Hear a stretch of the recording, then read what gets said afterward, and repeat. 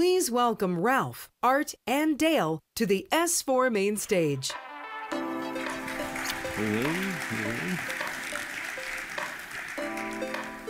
Good morning, everybody. Welcome to day 2. I think we got an exciting agenda for you, and I'm really excited about this first session because as you saw in that clip before the introductions, we had a session last year at S419 that was designed to say the CVSS is not a good way to determine what to patch when. What is a better alternative? And there were 3 suggestions. We had 3 people up here, each making their suggestion. The one that I think caught my attention the most and got the most feedback was the one that Art did, which was a decision tree based thing that lumped each patch into one of 3 buckets. Patch it now, immediate, patch it at your next maintenance cycle or planned outage, or never patch it.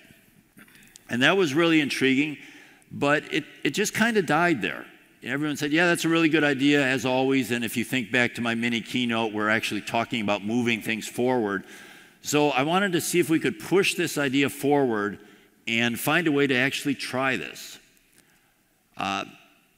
In my mind, the keys to success of any decision on what to patch when is really 2 things. First of all, we have this massive number of patches that apply to our systems. And we're not doing a very good job of applying them all. We're probably always going to fail at that. So we need some way to prioritize them and significantly reduce the ones that would fall in the now category, definitely, and even in the next category. And the second thing is, asset owners don't have the time to be analyzing each of these many thousands of patches to make this decision. So whatever the methodology is to determine what to patch when, it has to be automated. So basically the patch comes in, the answer pops out. So I brought Art. He's redesigned a little bit the process and the thoughts on this. It's a little different than Now, Never, Next. And Ralph Langner, who has an asset management solution, and I think asset management is going to be key. So they're going to talk to you a little bit about how they do this. And before I turn it over to Art, I just want to say that this is one of these things where we're not going to come up with the perfect solution today or next week or next month. But again, going back to the mini keynote, we know what we're doing now is not working. And it's time that we try some experiments and find something that works much better on our way to finding the ideal solution. So with that, I'm going to turn it over to Art. Great. Thank you, Dale. It's great to be back here at S4 2020. Like I said, or like Dale mentioned already, last year we had a criticism of CVSS and a very beginning idea about something to do differently. This year we're trying to add the constructive part to constructive criticism and actually back up our claims with something to actually do as an alternative, as an improvement. Sorry, let me get this. So briefly, last year we called this TEMSL, TEMSL, made up on the spot acronym. Not terribly important. This year we spent a year working on it. We've got a paper out. We have some more scientific and rigorous names for now, never, and next. I'm going to briefly go over the new model here. Briefly do a couple of scores or evaluations of vulnerabilities just to give you a sense of it. Then we're going to continue on with the conversation here. So goals here, we want better decision support. This is prioritizing patching. It's not counting to 10. It's nothing numeric. It's really helping you with the decision. Context is king. Context is the important part of the decision, not actually the technical minutia of the vulnerability. And we're not going to invent a new risk analysis system, or risk assessment system, but risk is what we're all trying to sort of calculate here, so we acknowledge that's part of the conversation. We need adequate formalism, not actually perfect, exact, precise science here. It should be transparent, adjustable, understandable. Those are some of our goals. And as Dale mentioned, one of the keys to success here is 20,000 plus publicly disclosed vulnerabilities per year. We don't have the time to evaluate each one by hand. We need automation and low cost per evaluation here. I'm failing at the clicker. So very quick comparison to CVSS. This is the same table almost as last year. Instead of vectors, we use decision points. Instead of inscrutable, crazy math, we have a decision tree, very easy to look at and understand. Instead of a numeric output, we have a prioritization category. The core of this model is decision trees, right? We're just mapping the decision points to an outcome. I say just, of course, how you map it matters, but that's open to some discussion. We are proposing 2 decision trees. Today we're going to focus on one. We classified the patch developer, that's a vendor or a supplier, and the other is the asset owner or a patch applier. We might need different trees. We might need to modify them. We might need more trees. It's possible in the ICS space. It's important to have a different tree or different decision points. We've got a proposal to start things off, though. We've refined the decision points and the values since last year. So now, never, next rings, it flows right off the tongue. There's beautiful alliteration. It sounds great. We scienced it up a little bit. So instead of never, we're going to say defer. Instead of next, it's scheduled. And now we split a little bit. There's out of band, which is not in your regular cycle. Immediate is this category above out of band where maybe it's out of cycle and I have all my available resources working on the problem, and I need to call legal, and I need to inform the board, and I inform the C-suite as to something that's going on here. So that's the distinction we think might be relevant for out of band and immediate. How do I decide these things? We've got six decision points we use. We are going to skip 2 of them because they only apply, we believe, to the patch developer tree. Exploitation is straightforward. Evidence of this thing being attacked. This is threat. Exposure, how exposed are these assets to the vulnerability? Attack surface, it's on the internet, it's behind a very well-controlled network, if such a thing exists. Impact on my mission, impact on safety. We steal some of our mission stuff from FEMA, a FEMA document, and our safety is from an aviation standard, actually, which is referenced here. Decision point values, you can have none, proof of concept, and active for exploitation. Exposure, small, controlled, unavoidable. I'm not going to read these fully the rest of the way to you, but different categories for mission impact and safety impact. The paper, which I referenced earlier, has these explained in pretty gory detail to figure out what the category is that you select. Now, here's the important part. To automate this, you don't want to read the paper every time, remember the decision points and the values every time. That's costly. So our theory here is that these things, exposure, impact to your mission, impact to safety, are primarily properties of the asset. I use these controllers in this situation in my plant, in my facility.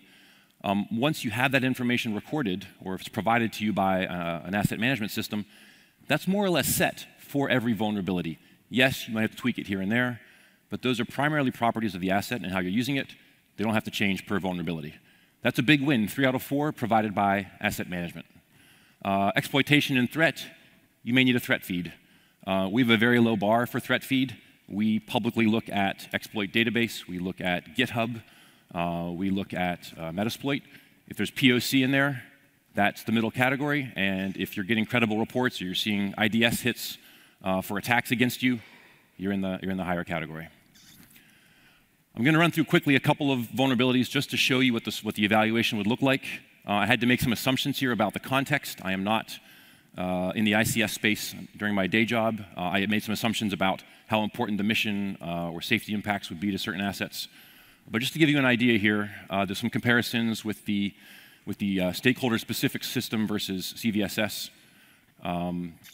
Data archive, no safety impact, I'm told. So this is a, don't worry about it, data archiver. Making some assumptions here, but I can send a packet and reconfigure this thing. Our result is scheduled. CVSS says 8.6. Let's see, a 10.0 for CVSS. This is a bad technical vulnerability. I believe this is remote buffer overflow, right? This is own the device. We're saying scheduled on the assumption that it's a small exposure. It's on an OT network. You can control access fairly well. Remote denial of service. Again, we're saying scheduled probably for mainly exposure reasons. Controlled exposure. So this is in a lot of products and HMIs, but it's not necessarily always on the internet. This is a good one we used last year as well. Open URL redirect, serious vulnerability. It came out as a CVSS 7.1. I took a look at this actually this time. I suspect that the CVSS scoring might even be wrong. I'm claiming it's a 4.7. I ran it through our decision tree and it came out with scheduled. After I reviewed the slides, thankfully, I don't think that's the right answer.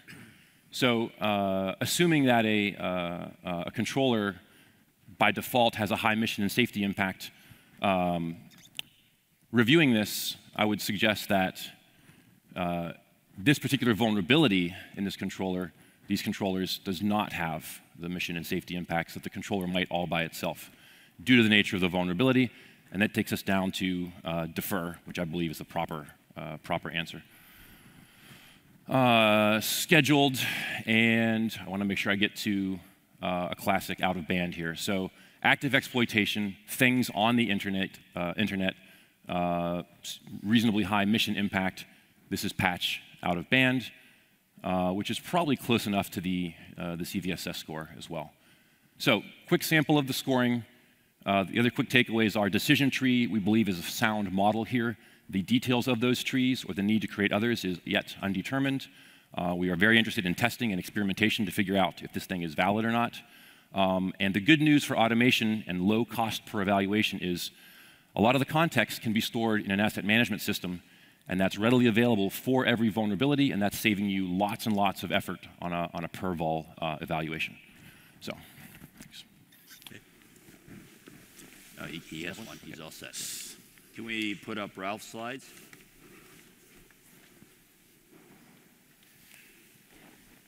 Yes. Let me give you an idea of what the asset management system knows about your installed base.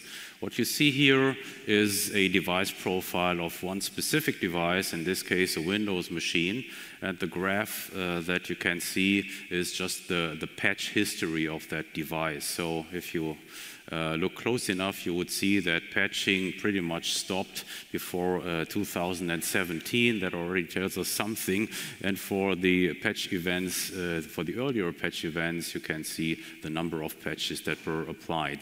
Just by looking at this graph, we know already that this device is severely out of patch. And even when it was pretty much continuously patches, it was the number of patches was way too low, which is what we see usually in the OT space, because many people are under the impression that they just need to patch the most recent prominent vulnerabilities, such as 2020-601, the elliptic curve cryptography vulnerability, but certainly that is not enough in order to reduce your risk.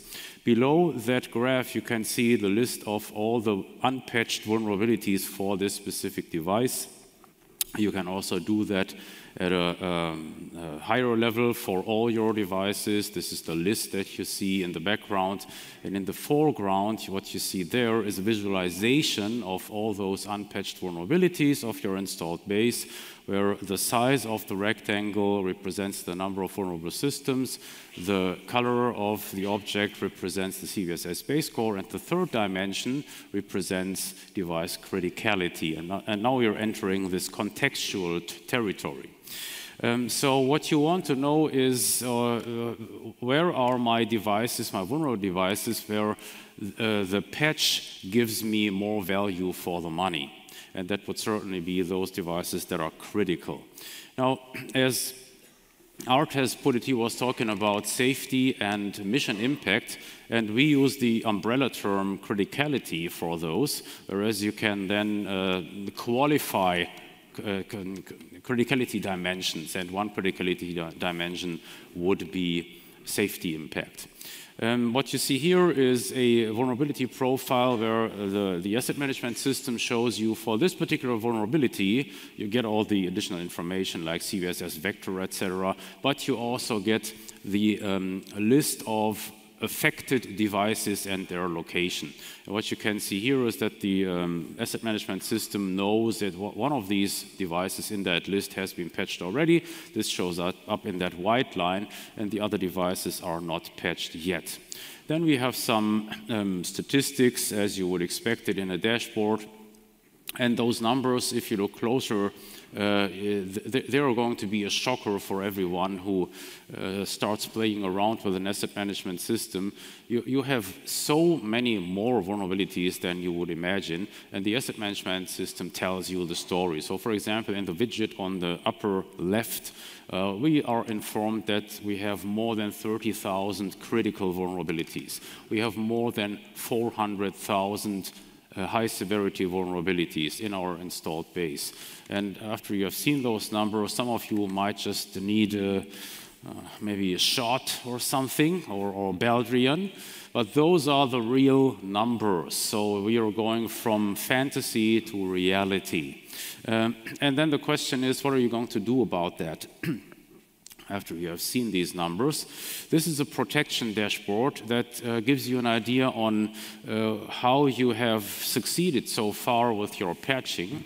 So for example, the widget in the middle, up in the middle, tells you your patch recency, and from that graph we learn that only 50% of our Windows boxes have been patched within the last 12 months.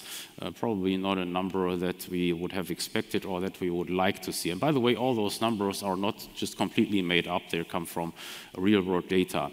Then on the upper right, you see a graph where the yellow line shows us the actual cumulated number of security patches that have been applied for every single month.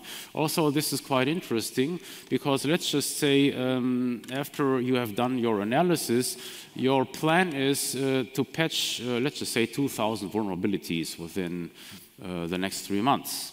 But when you look at that graph, you see, well, wait a second. Over the last year, our average patch rate was, let's just say, 200 security patches per month. And that will tell you right away that your goal of patching 2,000 vulnerabilities within 3 months is completely unrealistic unless you would completely increase your patch capacity. So that is something that the asset management knows and that you can analyze in the asset management system. And now let's focus on those more interesting variables that Art has introduced. As I said, we combine things like safety and mission impact, which we usually refer to as business continuity under an umbrella term, system criticality. Now, what we have experienced is that so far there is no standard for expressing criticality. And the customers whom we have spoken to, they also tell us that they don't even have internal standards that the organization would use. So in order to mitigate the situation in our system, we are giving the user, the asset owner, the opportunity to just specify their criticality dimensions using free text, and they can also provide a numeric quantification in order to express, for example, :2, that would be a high impact, whereas :1 would be normal impact, but significantly more than 0 for the uncritical systems. And as we have seen, there might be more than what Art refers to as mission critical. So for example, in manufacturing, we would be interested in any devices that have a significant impact on quality, on product quality, because one of the scenarios, as you know, in manufacturing is you want to make sure that compromised products cannot enter the marketplace. So this is how we handle that. We give the asset owner the opportunity to specify those various criticality dimensions. And if you are using a risk framing here, you could say, or criticality, all those variables, they associate with cost of consequence. And then what also mentioned by Art, we are looking at network exposure. The good thing is that network exposure as we use it can be fully automated. So for example, whenever we see a laptop, we assign high exposure to that laptop because we simply expect that this thing is moving around like a nomad. It doesn't have any particular home. It's just a pain in the ass. So we focus on that one and assign it a high criticality. And the other thing that we have experienced is that using Purdue levels as a way to express exposure doesn't give you much, because you will end up with thousands and thousands of devices in those level 1, for example, level 2, and you cannot differentiate between them because they're all in the same level. What we find much more useful was to look at the actual data flow that we get from the switches. By the way, we don't do any deep packet inspection, we just look at data flow. Whom is talking to this particular device. And that gives us a good leverage because, for example, we can see, well, even though this particular device is in Purdue level 1, guess what? It does talk to untrusted counterparts, maybe even in the internet. So that's what the Purdue model doesn't tell you, or you would just assume, no, this shouldn't be possible. Guess what? It is possible. It happens. We see it in the data. So this is how we assign network exposure based on data flow. Best part of it, all of this can be all the processing can be done externally, and we did a small proof of concept together with Art and his team. And if you were interested in that, I did a video on that you can access on our YouTube channel, where I walk through the code that is required to do the processing. It's just 80 lines of Python code. And again, if you're interested in exploring that, just check out the YouTube video. The main message is today you don't even have to wait for a vendor, even if the vendor is called Langner, to tweak that processing, all those algorithms. So if you guys from the asset owners think you have better ideas, then you could just start playing around with those and experiment and see if you get some better results. Experimentation will be necessary. We have just started this journey, and the one thing that I promise you already today, this journey will lead to a good end. Thanks, Ralph. So we have a little bit of time left to talk about this. I was really pleased that the two groups are able to work together. I guess the way the key point when you were talking about doing this session was, in 2019 you talked about how important context was. I think everyone on the stage was saying that's what we were missing in what we were doing today. And the key point I got was, as asset owners are putting together asset management systems, that's a high priority we know in the industry, beginning with simple asset inventory, but getting to true asset management, all that context, or at least the context that you need would be entered once. Yes. So you wouldn't have to do it again, and then we just need to get our external feeds from somewhere. Right. I think that was one of the things we were struggling with, and we actually talked to DHS a little bit about, hey, could you maybe add an experimental exploit status into the ICS cert bulletins, or where are we going to get that? But that I don't think should be too difficult, but someone has to take that on. I guess, Ralph, maybe to start it out, you talked a little bit about how you can do this outside of your asset management system. Do you have any thoughts as to where the best place to actually have this code that's making the decision tree, where should that reside? I think for the time being it should reside outside the asset management system, because then it isn't proprietary in any way. And actually I think the best situation would be we just open source the code for the processing and invite everybody to just experiment with that. We need the experimentation, we need the feedback with the real asset data in order to evaluate which algorithm gives us the most bang for the buck. We aren't there yet, but once that this has happened and we are going to experience a consensus among the experts, I would bet that all of the vendors, including ourselves, will simply take that algorithm and use that right away in their asset management products. One of the upshots here is the the processing of the tree is trivial. A colleague of mine already has the Python that'll do it. You're just taking the inputs and following through the branches, basically. So that part's very easy. We're in a position to open source that sort of thing. It's also very easy to develop on your own. The keys really are, we think the model is sound, the idea is sound. The tree processing is trivial. It's really getting data, which we've got hopefully an answer to. And then, again, experimentation, refining. Are the proposed trees good enough? Is there something wrong with them? In an experiment, were the wrong answers being provided, the wrong support? And maybe the ICS space or the medical device space or some other domain really needs a special custom tree. That should turn up by some testing. So. Well, and if I'm a large asset owner, I would think I could customize the tree myself. Absolutely. If I'm using different terms, if I'm in a slightly different sector that, maybe have regulatory as one of the items too, that you could do that. Yeah, again, trivial. The trees are transparent. I can almost fit part of one on a slide. A human can look at it, see where things are going wrong or where you disagree, and you rewire the path to your liking. And please let us know if you do, because we'd like the feedback. But trivial to sort of change things to support your actual decisions. How do you think you would measure the success of the tree? Do you have any thoughts on that? Good question. I think for me, it's presently all about getting that context in. So again, the big picture today is that the CVSS approach that simply relies on this mystical base core is totally context-free. And then if you look at the reality of installed devices, there are so huge differences between this PLC here and the other PLC there. Same make and model, same firmware, but the exposure is very much different, and especially the criticality or cost of consequence is very much different.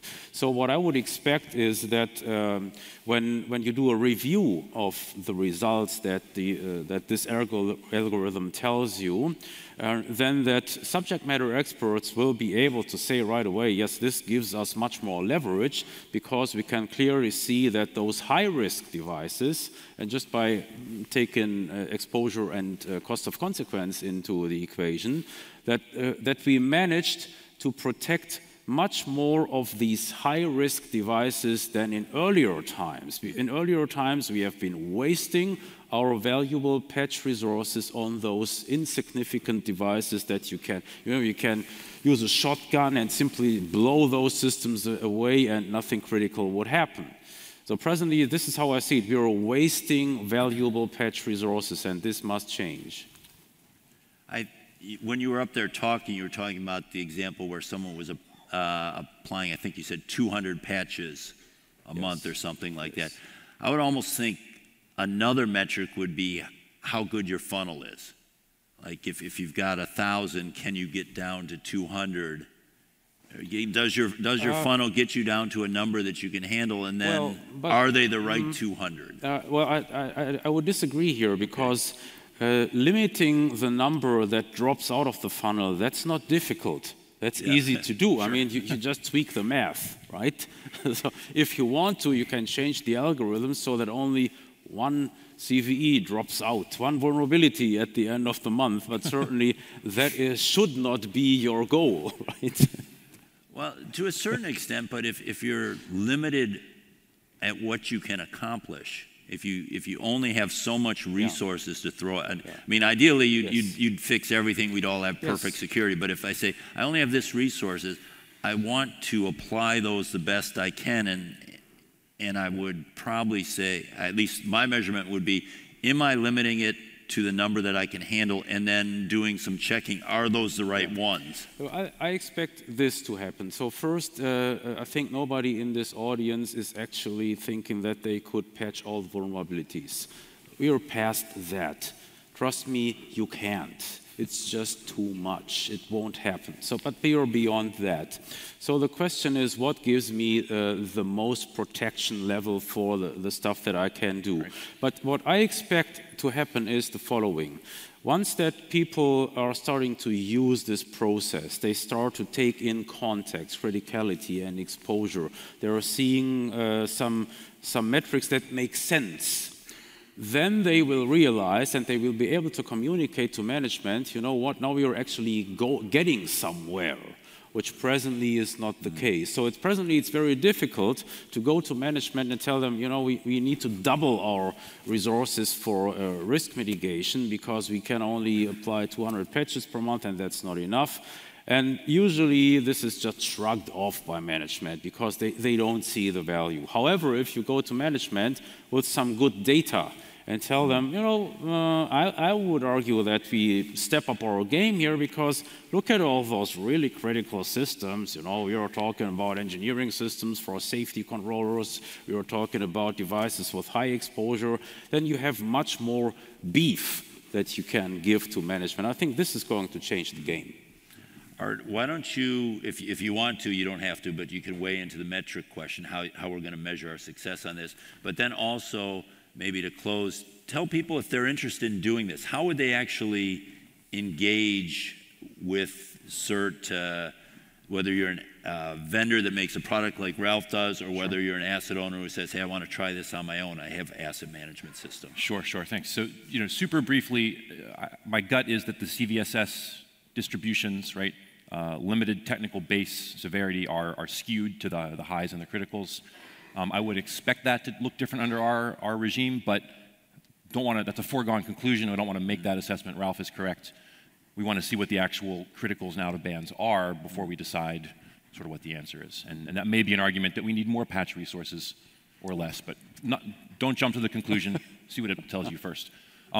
Working with us is hopefully very, very easy. So the paper is published. You can just grab it. If you grab the paper and go do something internal and don't tell us, and you're better off, our mission's accomplished. It's hard for us to measure that, but please feel free to do so. If you want to have an email exchange, a phone call, a remote meeting with us and run through some things, that's perfectly fine. You know, this goes in stages and levels. We're happy to help you engineer something. We would love to have results, whether those are sanitized data, whether it's just verbal, this item didn't work, this branch of the tree was poor for us. Any sort of feedback whatsoever. I will be around the rest of the event. My colleague and the actual primary author of the paper, Jonathan Spring, Jono, is here this week. We're easy to find on the internet. Happy to work with folks as a protect everyone mission, and we are funded to do that. It's free, free consulting, email, phone call advice, and we can discuss anything further after that. That's great. So hopefully S421 will have some success stories, some hard data. We'll get past this CVSS is no good issue. Yes, we're working on it, and we'd love to have that data for next year. Okay, great. Well, thank you very much, guys.